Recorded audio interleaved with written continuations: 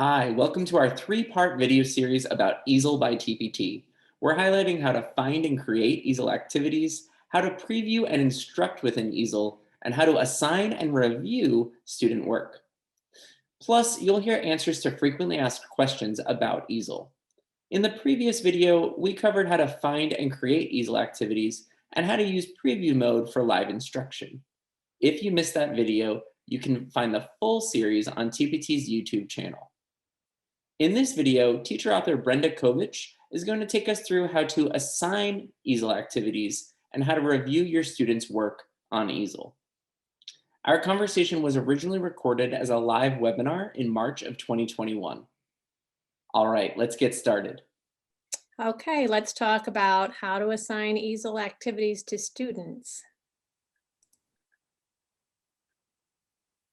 First, click on the tab that says Assign and Review. You can find it on the black bar at the top of the page. You'll see a blue Assign button at the upper right.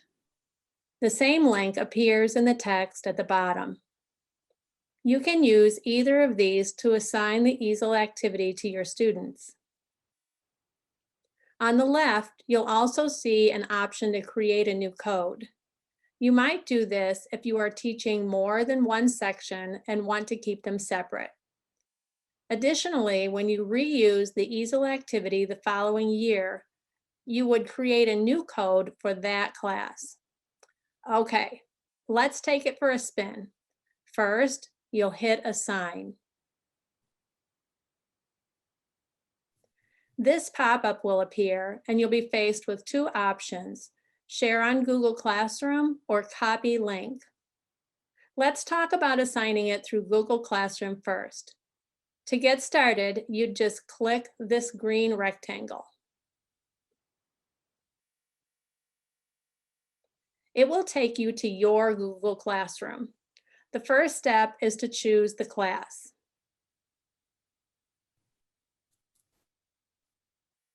Next, choose an action. Instead of create assignment, I like to create material. That way, kids don't get confused with two ways to submit their assignment. Instead of using the submit button they normally see with Google Classroom, or with a Google Classroom assignment, I should say, they'll simply use the turn in button at the top of the Easel activity.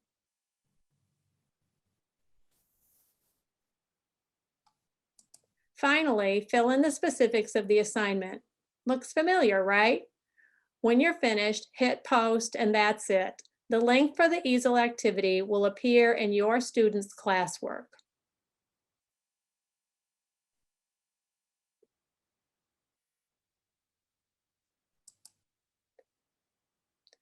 Now we'll go back and generate a link. This will allow you to assign an Easel activity through any LMS or learning management system. Or if you want, you can share the link by email or on your closed class website. However, in order to complete the assignment, your students must open it with a Gmail account. The first time you use this option, a pop-up will ask you to verify your school address. Once verified, you'll just click copy link right there in the black and share the URL in whatever way works best for you.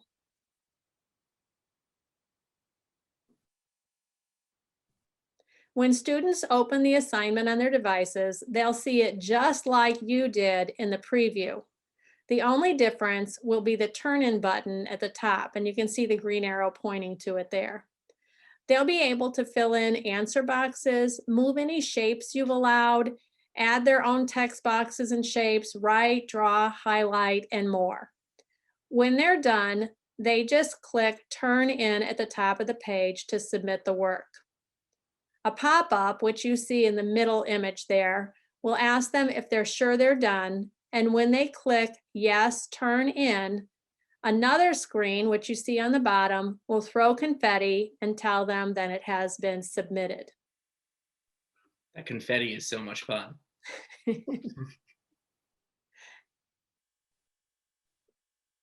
Next, we'll discuss the steps you'll take to review your students' work. TpT will send an email when students submit work. That will remind you to review it, and you can click from the email directly to view responses.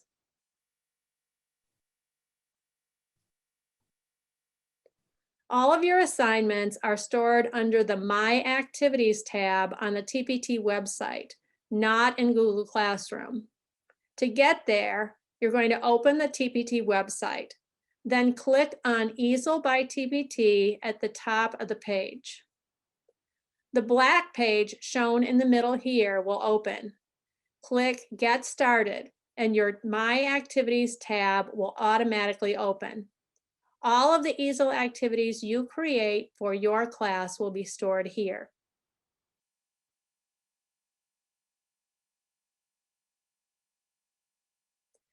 I'll use this factor tree worksheet, which is on my Activities page, as an example. A few friends and family members graciously agreed to be my class for the day, so I shared the link with them by email. As you can see here, 5 people have submitted their work. To view it, I click Submissions, which is highlighted in green.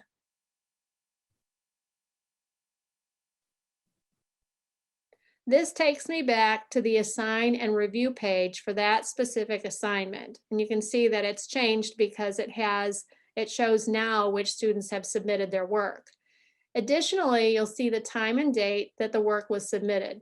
Very handy. If you've created more than one code, you can toggle back and forth between groups by clicking on the codes on the left. Let's try it.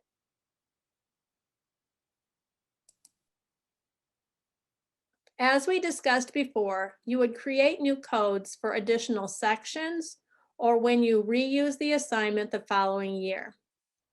Let's go back to the assignment that we were looking at before with students.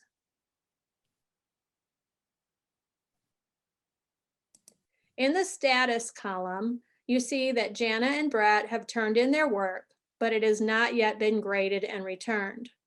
Alyssa's assignment was returned to her, then she resubmitted it. Chandra and Lauren's assignments have been returned to them. When a student's name is highlighted in green, you can open it. Therefore, I could not open Chandra or Lauren's work at this point in time. Let's talk about 2 other scenarios. If a student were still working, the name would appear with a tag of In Progress. And if a student had not yet opened the assignment, the name would not appear at all. In both of these cases, you would not be able to open their work. When you're ready to review a student's work, click on the green name or the Review button on the right.